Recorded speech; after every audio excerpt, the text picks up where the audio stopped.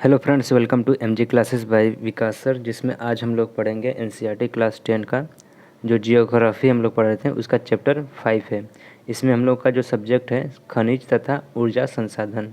तो खनिज क्या होता है और ऊर्जा संसाधन क्या होता है, इसके बारे में हम लोग पढ़ स्टार्ट करते हैं। तो पहले जो संक्षिप्त में दिया रहेगा उसको पढ़ेंगे और लास्ट में क्वेश्चन भी करेंगे।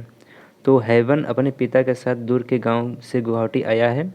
वह लोगों के घरों जैसी अजीब चीज़ों में जाते दिखता है जो सड़क पर चलती हैं। वह एक रसोई को भी बहुत से घरों के साथ जाते दिखता है।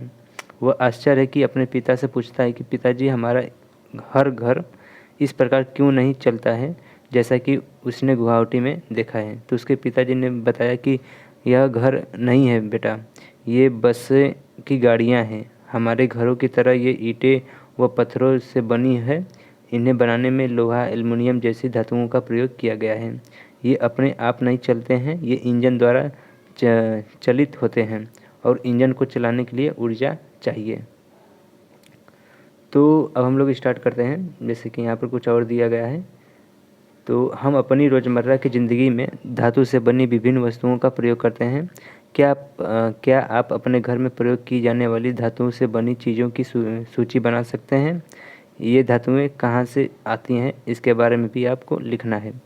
तो आपने पढ़ा है कि भूप्रकृति विभिन्न खनिजों के योग से बनी चट्टानों से निर्मित है। इन खनिजों का उपयुक्त शोधन करके ही ये धातुएं निकाली जाती हैं।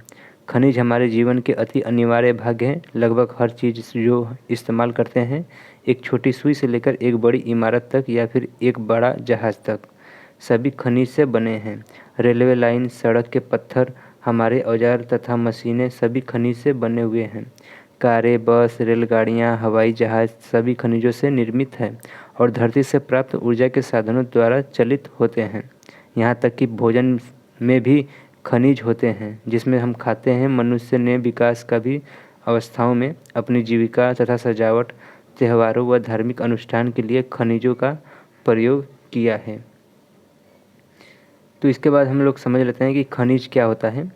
तो भी भूविज्ञानिक के अनुसार खनिज एक प्राकृतिक रूप से विद्यमान समरूप तत्व है जिसकी एक निश्चित आंतरिक संरचना है। खनिज प्रकृति में अनेक रूपों में पाए जाते हैं जिसमें कठोर हीरा व नरम चूना तक सम्मिलित है। खनिज इतने विभिन्न क्यों हैं, तो इसके बारे में हम लोग समझते हैं। तो आप चट्टान के विषय में पहले ही पढ़ चुके हैं। चट्टानें खनिज के रूप में समरूप तत्वों के यौगिक हैं। कुछ चट्टानें जैसे चूना पत्थर केवल एक ही खनिज से बनी है, लेकिन अधिकतर चट्टानें विभिन्न अनुपातों के अनेक खनिजों का एक योग है। यद्यपि 2000 से अधिक खनिजों की पहचान की जा चुकी है, लेकिन अधिकतर चट्टानों में केवल कुछ ही खनिजों का बहुतायत मात्रा है। एक खनिज विशेष जो निश्चित तत्व का योग है, उन तत्वों का निर्माण उस समय के भौतिक व रासायनिक परिस्थितियों का परिणाम है। इसके फलस्वरूप ही खनिजों के विविध रंग, कठोरता, चमक, घनत्व तथा विविध क्रिस्टलें पाए जाते हैं। भूविज्ञानिक इन्हीं विशेषताओं के आधार पर खनिजों का वर्गीकरण करते हैं। इसके बाद सामान्य व वाणिज्य उद्देश्य हेतु खनिज निम्न प्रकार के वर्गीकृत किए जा सकते हैं। तो चलिए देखते हैं। तो हेतु अयस्क शब्द, एक मिनट। खनिजों की उपलब्धता। तो खनिज कहाँ पाए जाते हैं, इसके बारे में हम लोग समझते हैं। तो सामान्यतः खनिज अयस्कों में पाए जाते हैं। किसी भी खनिज में अन्य अवयवों या तत्वों का मिश्रण या फिर संचयन हेतु अयस्क शब्द का प्रयोग किया जाता है। खनन का आर्थिक महत्व भी तभी है जब अयस्क में खनिजों का संचयन पर्याप्त मात्रा में हो। खनिजों के खनन की सुविधा इनके निर्माण व संरचना पर निर्भर है। खनन सुविधा इसके मूल्य को निर्धारित करती है। अतः हमारे लिए मुख्य शैल समूहों को समझना अत्यंत आवश्यक है जिनमें ये खनिज पाए जाते हैं। खनिज प्रायः निम्न शैलों समूहों से प्राप्त होते हैं, जैसे कि आग्नेय तथा कायांतरित चट्टानों में खनिज दरारों, जोड़ों, भ्रंशों व विदरों से मिलते हैं। छोटे जमाव सिराओं के रूप में भी, बृहत जमाव परत के रूप में भी पाए जाते हैं ये खनिज। तो इनका निर्माण भी अधिकतर उस समय होता है जब ये तरल अवस्था, गैसीय अवस्था के दरारों में सहारे भूपृष्ठ की ओर धकेले जाते हैं। ऊपर आते हुए ये ठंडे होकर जम जाते हैं। मुख्य धातु खनिज जैसे जस्ता, तांबा, जिंक और सीसा आदि इस तरह सिराओं व जमाओं से रूप से प्राप्त होते हैं। अगला है कि अनेक खनिज अवसादी चट्टानों के अनेक खनिज संस्तरों या परतों में पाए जाते हैं। इनका निर्माण क्षैतिज परतों में निक्षेपण, संचयन व जमाव का परिणाम है। कोयला तथा कुछ अन्य प्रकार के लौह अयस्कों का निर्माण लंबी अवधि तक अत्यधिक ऊष्मा व दबाव का परिणाम है। अवसादी चट्टानों में दूसरी श्रेणी के खनिजों में जिप्सम, पोटास, नमक व सोडियम सम्मिलित है। इसका निर्माण विशेषकर शुष्क प्रदेशों में वाष्पीकरण के फलस्वरूप होता है। तो इसके बाद तीसरा पॉइंट है कि खनिजों के निर्माण की एक अन्य विधि धरातलीय चट्टान का अपघटन है। चट्टानों के घूर्णनशील तत्वों के अपरदन के पश्चात अयस्क वाली अवशिष्ट चट्टानों रह जाती है। बक्साइट का निर्माण इसी प्रकार से होता है। पहाड़ियों के आधार पर तथा घाटी तल के रेत में जलोढ़ जमाव के रूप में भी कुछ खनिज पाए जाते हैं। ये निक्षेप प्लेसर निक्षेप के नाम से भी जाने जाते हैं। इनमें प्रायः ऐसे खनिज होते हैं जो जल द्वारा घर्षित नहीं होते। इनमें खनिजों में सोना, चांदी, टिन व प्लेटिनम प्रमुख होता है।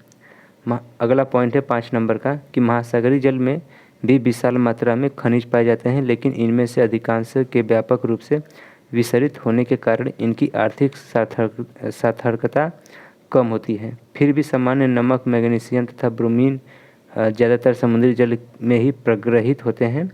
महासागरीय तली भी मैग्नीज ग्रंथिकाओं में धनी है। ये फैक्ट है, तो फैक्ट हम लोग बाद में पढ़ेंगे। भारत अच्छे और विविध प्रकार के खनिज संसाधनों में सौभाग्यशाली है, यद्यपि इनका वितरण असमान है। मोटे तौर पर प्रायद्वीपीय चट्टान में कोयले, धात्विक खनिज, अभ्रक और अनेक अधात्विक खनिजों के अधिकांश भंडार संचित हैं। प्रायद्वीपीय के पश्चिमी और पूर्वी पार्श्वों पर गुजरात और असम के तलछटी चट्टानों में अधिकांश खनिज तेल निक्षेप पाए जाते हैं। प्रायद्वीपीय शैल क्रम के साथ राजस्थान में अनेक अलोह खनिज पाए जाते हैं। उत्तरी भारत में विस्तृत जलोढ़ मैदान आर्थिक महत्व के खनिजों से लगभग विहीन है। ये विभिन्नताएं खनिजों की रचना में अंतर्ग्रस्त भूगर्भिक संरचना प्रक्रियाओं और समय के कारण है। आइए अब हम लोग भारत के कुछ प्रमुख खनिजों के वितरण का अध्ययन करते हैं। सदैव स्मरण रखते हैं कि अयस्क के खनिज का सांद्रण, उत्खनन की सुगमता और बाजार की निकटता किसी संचय की आर्थिक जीवटता को प्रभावित करने में महत्वपूर्ण भूमिका निभाते हैं। अतः मांग की पूर्ति के लिए अनेक संभव विकल्पों में से चयन करना पड़ता है। ऐसा हो जाने के बाद एक खनिज निक्षेप अथवा भंडार खदान में परिवर्तित हो जाता है। तो अब हम लोग लौह खनिज पढ़ते हैं। तो लौह खनिज धात्विक खनिजों के कुल उत्पादन मूल्य के 3/4 भाग का योगदान करता है। यह धातु शोधन उद्योगों के विकास को मजबूत आधार प्रदान करता है। भारत में अपनी घरेलू मांग को पूरा करने के पश्चात बड़ी मात्रा में धात्विक खनिजों का निर्यात करता है। लौह अयस्क का एक आधारभूत खनिज है और तथा औद्योगिक का विकास का एक रीढ़ है। भारत में लौह अयस्क के विपुल संसाधन विद्यमान हैं। भारत उच्च कोटि के लोहा युक्त लौह अयस्क में धनी है। मैग्नेटाइट सर्वोत्तम प्रकार का लौह अयस्क है, जिसमें से 70% लोहांश पाया जाता है। इसमें सर्वश्रेष्ठ चुंबकीय गुण होते हैं जो विद्युत उद्योगों में विशेष रूप से उपयोगी है। हेमेटाइट सर्वाधिक महत्वपूर्ण औद्योगिक लौह अयस्क है, जिसका अधिकतर मात्रा में उपभोग होता है, किंतु इसमें लोहांश की मात्रा मैग्नेटाइट की अपेक्षा थोड़ी कम होती है, लगभग 50 से 60%। वर्ष 2018-19 में लौह अयस्क का लगभग समस्त उत्पादन उड़ीसा, छत्तीसगढ़, कर्नाटक और झारखंड में प्राप्त हुआ है। शेष उत्पादन अन्य राज्यों में हुआ था। ये देख लीजिए लौह अयस्क का खदान है, तो इसके बारे में हम लोग बाद में पढ़ेंगे। उड़ीसा, झारखंड, पेटी अब हम लोग समझ लेते हैं। तो उड़ीसा में उच्च कोटि के हेमेटाइट किस्म का लोहा अयस्क मयूरभंज व केदुझर जिलों में बादाम पहाड़ खदानों से निकाला जाता है। इसे सन्निध झारखंड के सिंहभूम जिले में गुआ और तथा नोआमुड्डी में हेमेटाइट अयस्क का खनन किया जाता है। दुर्ग, बस्तर, चंद्रपुरी पेटी, यह पेटी महाराष्ट्र और छत्तीसगढ़ राज्यों के अंतर्गत पाई जाती है। छत्तीसगढ़ के बस्तर जिले में बेलाडीला पहाड़ी श्रृंखलाओं में अति उत्तम कोटि के हेमेटाइट पाया जाता है, जिसमें से गुणवत्ता के लोह के 14 जमाव मिलते हैं। इसमें से इस्पात बनाते हैं और सर्वश्रेष्ठ भौतिक गुण इसमें विद्यमान होता है। इन खदानों का लौह अयस्क विशाखापट्टनम पत्तन में जापान तथा दक्षिण कोरिया को निर्यात किया जाता है। बल्लारी जो चित्रदुर्ग है और चिक्कमंगलुरु तुमकुरु पेट्टी कर्नाटक के इस पेट्टी में लौह अयस्क की बृहत राशि संचित है। कर्नाटक के पश्चिमी घाट में अवस्थित कुद्रेमुख के खाने 70% निर्यात इकाई है। कुद्रेमुख निक्षेप संसार के सबसे बड़े निक्षेपों में से एक माने जाते हैं।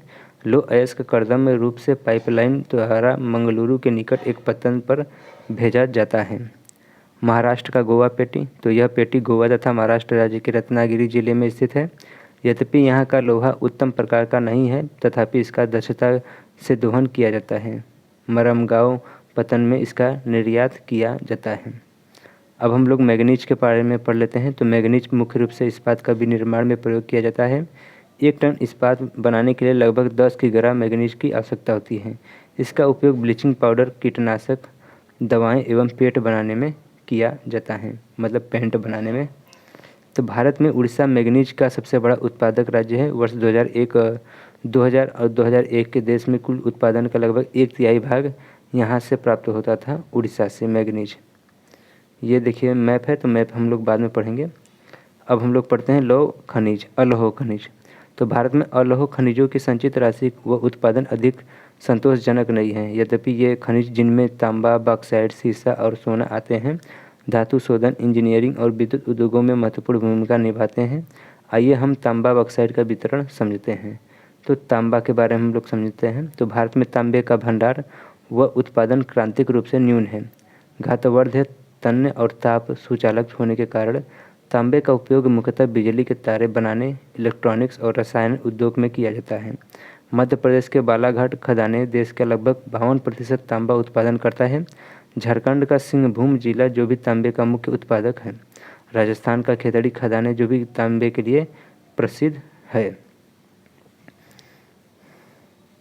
और इसके बाद है बॉक्साइट। तो यद्यपि अनेक अयस्कों में एल्यूमीनियम पाया जाता है, परंतु सबसे अधिक एल्यूमिना क्ले जैसे दिखने वाले पदार्थ बॉक्साइट से ही प्राप्त किया जाता है। बॉक्साइट निक्षेपों की रचना एल्यूमीनियम सिलिकेटों से समृद्ध व्यापक भिन्नता वाली चट्टानों में विघटन से होती है। एल्यूमीनियम एक महत्वपूर्ण धातु है क्योंकि यह लोहे जैसी शक्ति के साथ साथ अत्यधिक हल्का व सुचालक भी होता है। इसमें अत्यधिक घातवर्धता भी पाई जाती है। ये देखिए जो इमेज दिया गया है, ये मालंज खंड में तांबा उत्पादन का एक खाद्यान्न है। ये बॉक्साइट खाद्यान्न है। तो भारत में बॉक्साइट के निक्षेप मुख्यतः अमरकंटक पठार, मैकाल पहाड़ियाँ और बिलासपुर कटनी के पठारी प्रदेश में पाए जाते हैं। उड़ीसा भारत का सबसे बड़ा बॉक्साइट उत्पादन राज्य है। ये 2018-19 का जनगणना गणना है। यहाँ कोरापुट जिले में पंचपत माली निक्षेप राज्य का सबसे महत्वपूर्ण बॉक्साइट निक्षेप है। अब हम लोग अधात्विक खनिज में अभ्रक पढ़ते हैं। तो अभ्रक एक ऐसा खनिज है जो प्लेटों अथवा प्रतरण क्रम में पाया जाता है। इसका चादरों में विपाटन आसानी से हो सकता है। ये परतें इतनी महीन हो सकती हैं कि इसकी 1000 परतें कुछ सेंटीमीटर ऊंचाई से समाहित हो सकती हैं। अभ्रक पारदर्शी, काले, हरे, लाल और पीले तथा भूरे रंग के हो सकता है अभ्रक। इसके बाद है इसकी जो अभ्रक की परावैद्युत शक्ति है, ऊर्जा ह्रास का निम्न गुणांक, विसंवाहक के गुण और उच्च वोल्टेज की प्रतिरोधकता के कारण अभ्रक विद्युत व इलेक्ट्रॉनिक उद्योगों में प्रयुक्त होने वाला अपरिहार्य खनिज में से एक है। अभ्रक के निक्षेप छोटा नागपुर पठार और उत्तरी पठारी किनारों पर पाए जाते हैं। बिहार, झारखंड के कोडरमा, गया, हजारीबाग, पेटी अग्रणी उत्पादक शहर हैं। राजस्थान के मुख्य अभ्रक उत्पादन क्षेत्र में अजमेर के आसपास है। आंध्र प्रदेश के नेल्लोर अभ्रक की पेटी में देश का महत्वपूर्ण उत्पादन पेटी है। अब हम लोग चूना पत्थर पढ़ लेते हैं। तो चूना पत्थर कैल्शियम या कैल्शियम कार्बोनेट तथा मैग्नीशियम कार्बोनेट से बनी चट्टानों में पाया जाता है। यह अधिकांशतः अवसादी चट्टानों में पाया जाता है। चूना पत्थर सीमेंट उद्योग का एक आधारभूत कच्चा माल होता है और लौह प्रगलन की भट्टियों के लिए अनिवार्य होता है। खनन को घातक उद्योग बनने के रोकने के लिए दृढ़ सुरक्षा विनिमय और पर्यावरणीय कानून को क्रियान्वयन करना अनिवार्य होता है। ये देखिए झारखंड का कुछ शिफ्टेड है। तो खनन और जोखिम खतरे। तो क्या आप अपने कभी खनिकों द्वारा आपके जीवन में सुविधाजनक बनाने के लिए किए गए प्रयासों के बारे में सोचा है? तो खनन के खनिका के स्वास्थ्य तथा पर्यावरण पर क्या प्रभाव पड़ता है? खदानों में काम करने वाले श्रमिक लगातार धूल व हानिकारक धुएं में सांस लेते हैं, फेफड़ों संबंधित बीमारियों के शिकार हो जाते हैं। खदानों में छतों के गिरने वाले, सैलाब आने वाले, कोयले के खदान में आग लगने वाले और खतरे में खदान श्रमिकों के लिए स्थायी खदान क्षेत्र में खनन के कारण जल स्रोत संदूषित हो जाते हैं। अवशिष्ट पदार्थों तथा खनिज तरल के मलबे में खत्ता लगाने के लिए भूमि व मिट्टी की अवक्षय होता है और सरिताओं तथा नदियों में प्रदूषण बढ़ता है। ये था कुछ पॉइंट। तो खनिजों का संरक्षण अब हम लोग समझ लेते हैं। तो हम सभी को उद्योग और कृषि के खनिज के निक्षेपों को उनके विनिर्मित पदार्थों पर भारी निर्भरता सुप्रेषित है। खनन योग्य निक्षेप की कुल राशि असार्थक अंश है, अर्थात भूप्रॉपर्टी का 1%। जिन खनिज संसाधनों का निर्माण व संधारण में लाखों वर्ष लगे हैं, हम उनका शीघ्रता से उपभोग कर रहे हैं। खनिज निर्माण की भूगर्भिक प्रक्रिया इतनी धीमी है कि उनके वर्तमान उपभोग की दर की तुलना में उनके पुनर्भरण की दर अपरिमित रूप से थोड़ी है। इसलिए खनिज संसाधन सीमित तथा अनवीकरण योग्य है। समृद्ध खनिज निक्षेप हमारे देश में अत्यधिक मूल्यवान संपत्ति है, लेकिन ये अल्पजीवी हैं। अयस्कों के सतत उत्खनन से लागत बढ़ती है, क्योंकि खनिजों के उत्खनन की गहराई बढ़ने के साथ उनकी गुणवत्ता घटती जाती है। आपने खनिज संसाधनों को सुनियोजित एवं सतत पोषणीय ढंग से प्रयोग करने के लिए एक तालमेल युक्त प्रयास करना होगा। निम्न कोटि के अयस्कों का कम लागतों पर प्रयोग करने के लिए उन्नत प्रौद्योगिकी का सतत विकास करते रहना होगा। धातुओं का पुनः चक्रण, रद्दी धातुओं का प्रयोग तथा अन्य प्रतिस्थापनों का उपयोग भविष्य में हमारे खनिज संसाधनों के संरक्षण के उपाय हैं। अब ऊर्जा संसाधन हम लोग पढ़ लेते हैं। तो ऊर्जा सभी क्रियाकलापों के लिए आवश्यक है। खाना पकाने में, रोशनी व ताप के लिए, गाड़ी के संचालन तथा उद्योगों में मशीनों के संचालन में ऊर्जा की आवश्यकता होती है। ऊर्जा का उत्पादन ईंधन, खनिजों जैसे कोयला, पेट्रोलियम, प्राकृतिक गैस, यूरेनियम तथा विद्युत से किया जाता है। ऊर्जा संसाधन को परंपरागत तथा गैर परंपरागत साधनों में वर्गीकृत किया जा सकता है। परंपरागत साधनों में लकड़ी, उपले, कोयला, पेट्रोलियम, प्राकृतिक गैस तथा विद्युत है सम्मिलित होती है। ये परंपरागत गैस हैं। जबकि गैर परंपरागत साधनों में सौर ऊर्जा, पवन ऊर्जा, ज्वारीय ऊर्जा, भूतापीय ऊर्जा, बायोगैस ऊर्जा तथा परमाणु ऊर्जा शामिल किए जाते हैं। ग्रामीण भारत में लकड़ी व उपले बहुतायत मात्रा में प्रयोग किए जाते हैं। एक अनुमान के अनुसार ग्रामीण घरों में आवश्यक ऊर्जा का 70% से अधिक इन दो साधनों से प्राप्त होता है, लेकिन अब घटते वन क्षेत्र के कारण इनका उपयोग करते रहना कठिन होता जा रहा है।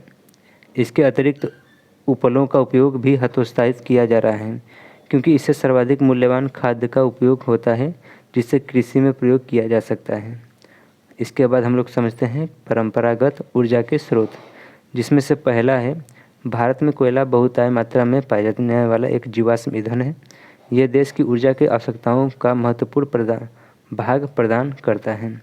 इसका उपयोग ऊर्जा उत्पादन तथा उद्योग और घरेलू जरूरतों के लिए ऊर्जा की आपूर्ति के लिए किया जाता है। भारत अपनी वाणिज्य ऊर्जा आवश्यकताओं की पूर्ति हेतु मुख्यतः कोयले पर निर्भर है। जैसा कि आप पहले से ही जानते हैं कि कोयले का निर्माण पादप पदार्थों और लाखों वर्षों की संपीड़न से हुआ है। इसलिए संपीड़न की मात्रा, गहराई और दबने के समय के आधार पर कोयला के अनेक रूपों में पाया जाता है। दलदलों में क्षय होते पादपों में पीट उत्पन्न होता है, जिसमें से कम कार्बन नमी और उच्च मात्रा में निम्न ताप क्षमता होती है। लिग्नाइट एक निम्न कोटि का भूरा कोयला होता है। यह मुलायम होने के साथ साथ अधिक नमी युक्त होता है, लिग्नाइट के प्रमुख भंडार तमिलनाडु के नेवेली में मिलते हैं और विद्युत उत्पादन में प्रयोग किए जाते हैं। गहराई में दबे तथा अधिक तापमान से प्रभावित कोयले को बिटुमिनस कोयला कहा जाता है। वाणिज्य प्रयोग में यह सर्वाधिक लोकप्रिय है। धातु शोधन में उच्च श्रेणी के बिटुमिनस कोयले का प्रयोग किया जाता है, जिसका लौह में प्रगलन में विशेष महत्व है। एंथ्रासाइट सर्वोत्तम गुण वाला एक कठोर कोयला है। भारत में कोयला दो प्रमुख भूगर्भिक युगों के शैल क्रम में पाया जाता है। एक गोंडवाना, जैसे कि आयु 2 लाख वर्ष से कुछ अधिक है, और दूसरा टर्शियरी निक्षेप जो लगभग 55 लाख वर्ष पुराने हैं। गोंडवाना कोयले जो धातु शोधन कोयला है, वे इसका जो प्रमुख संसाधन है दामोदर घाटी, जो कि पश्चिम बंगाल तथा झारखंड, झरिया, रानीगंज, बोकारो में स्थित है, जो महत्वपूर्ण कोयला क्षेत्र है। गोदावरी, महानदी, सोन तथा वर्धा नदियों घाटी कोयले के एक जमाव पाए जाते हैं। टर्शियरी जो कोयला क्षेत्र के उत्तरी पूर्वी राज्यों मेघालय, असम, अरुणाचल प्रदेश और नागालैंड में पाया जाता है। यह स्मरण रहे हैं कि कोयला स्थूल पदार्थ है जिसका प्रयोग करने पर भार घटता है, क्योंकि यह राख में परिवर्तित हो जाता है। इसी कारण भारी उद्योग तथा ताप विद्युत गृह कोयला क्षेत्रों अथवा उनके निकट ही स्थापित किए जाते हैं। इसके बाद अगला है पेट्रोलियम। तो भारत में कोयले के पश्चात ऊर्जा का दूसरा प्रमुख साधन पेट्रोलियम या खनिज तेल है। यह ताप व प्रकाश के लिए ईंधन, मशीनों और स्नेहक और अन्य अनेक विनिर्माण उद्योगों को कच्चा माल प्रदान करता है। तेल शोधशालाएँ संश्लेषित वस्त्र, उर्वरक तथा असंख्य रसायन उद्योग में एक नोडीय बिंदु का काम करती हैं। भारत में अधिकांश पेट्रोलियम की उपस्थिति टर्शियरी युग की शैल संरचनाओं की अपनीत व भ्रंश ट्रैप में पाई जाती है। वलन, अपनति और गुंबदों वाले प्रदेशों में यह वहाँ पाया जाता है जहाँ उद्वलन के शीर्ष में तेल ट्रैप हुआ होता है। तेल धारक परत सरंध्र, चूना पत्थर या फिर बालू पत्थर होता है, जिसमें से तेल प्रवाहित हो सकता है। मध्यवर्ती अर्धसंरंध्र परतें तेल को ऊपर उठने व नीचे रिसने से रोकती है। पेट्रोलियम सरंध्र और असंरंध्र चट्टाने के बीच भी भ्रंश ट्रैप भी पाया जाता है। प्राकृतिक गैस हल्की होने के कारण खनिज तेल के ऊपर पाई जाती है। भारत में मुंबई, हाई, गुजरात और असम के प्रमुख पेट्रोलियम उत्पादन क्षेत्र हैं। भारत के मानचित्र में 3 प्रमुख अपतटीय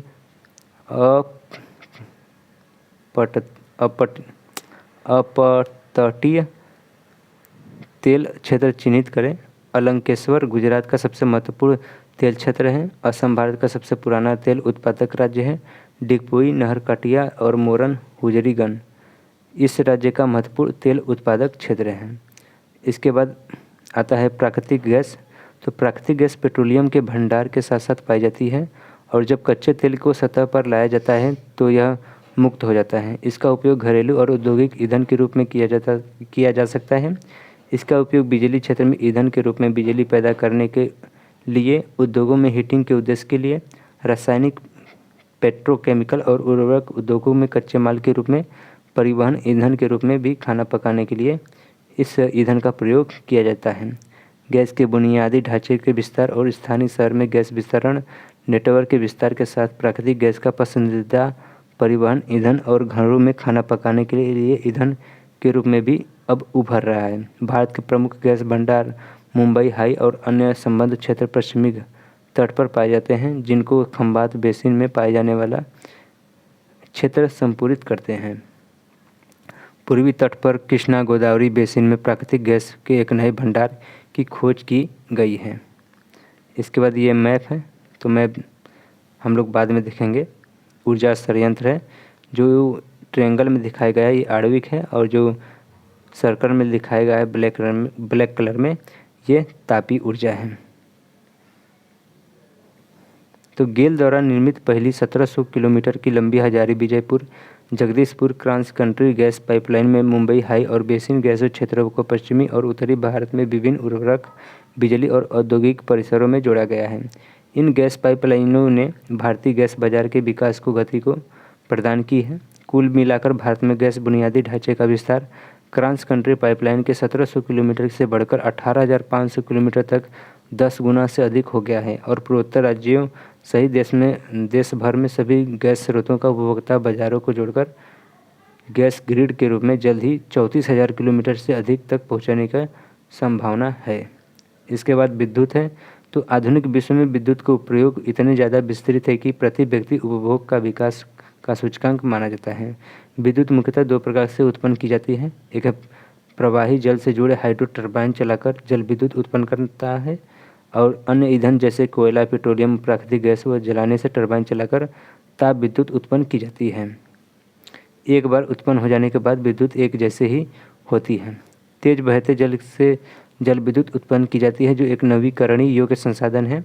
भारत में अनेक बहुउद्देशीय परियोजनाएं हैं जो विद्युत ऊर्जा उत्पन्न करती हैं, जैसे भाखड़ा नांगल, दामोदर घाटी कॉरपोरेशन और कोपली हाइडल परियोजना आदि। ताप विद्युत कोयला, पेट्रोलियम तथा प्राकृतिक गैस का प्रयोग उत्पन्न की जाती है। ताप विद्युत गृह अनवीकरण योग्य जीवाश्मी ईंधन का प्रयोग विद्युत उत्पन्न करने में होता है। इसके बाद है गैर परंपरागत ऊर्जा के साधन। तो ऊर्जा के बढ़ते उपभोग में देश के कोयला, तेल और गैस जैसे जीवाश्म ईंधनों पर अत्यधिक निर्भर कर दिया है। गैस व तेल की बढ़ती कीमतों तथा इनकी संभाव्य कमी में भविष्य में ऊर्जा आपूर्ति की सुरक्षा के प्रति अनिश्चितताएं उत्पन्न कर दी हैं। इसके राष्ट्रीय अर्थव्यवस्था की वृद्धि तथा गंभीर प्रभाव पड़ते हैं। इसके अतिरिक्त जीवाश्मी ईंधनों का प्रयोग गंभीर पर्यावरणीय समस्या उत्पन्न करता है। अतः नवीकरण योग्य ऊर्जा संसाधन जैसे सौर ऊर्जा, पवन ऊर्जा, ज्वारी ऊर्जा, जैविक ऊर्जा, अवशिष्ट पदार्थ जनित ऊर्जा के उपयोग भी बहुत जरूरी है। यह ऊर्जा गैर परंपरागत साधन कहलाते हैं। भारत धूप, जल तथा जीवाधार साधनों में समृद्ध है। भारत में नवीकरण योग्य ऊर्जा संसाधनों के विकास हेतु बृहत कार्यक्रम भी बनाए गए हैं। तो परमाणु अथवा आणविक ऊर्जा अब हम लोग समझ लेते हैं। तो परमाणु तथा आणविक ऊर्जा अणुओं की संरचना को बदलने से प्राप्त की जाती है।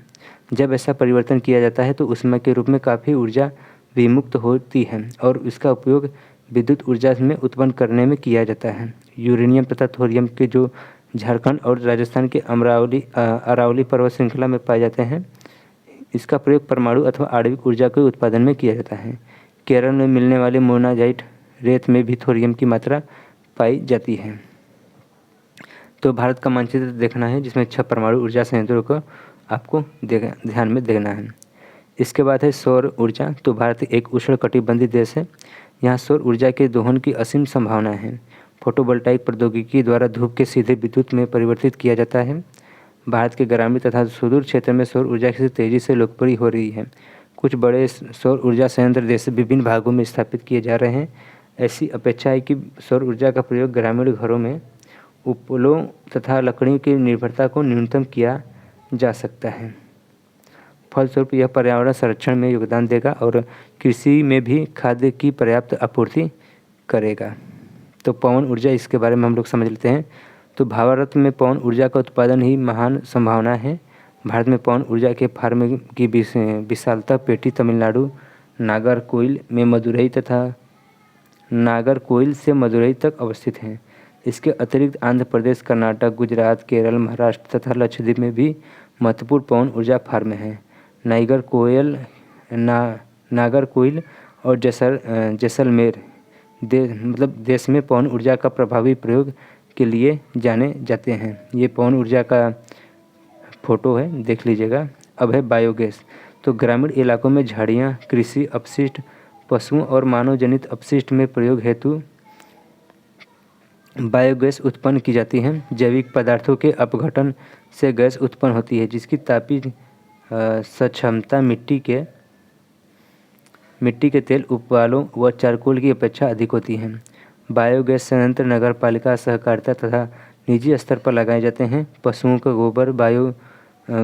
गोबर प्रयोग करने वाले संयंत्र ग्रामीण भारत में गोबर गैस प्लांट के नाम से भी जाना जाता है।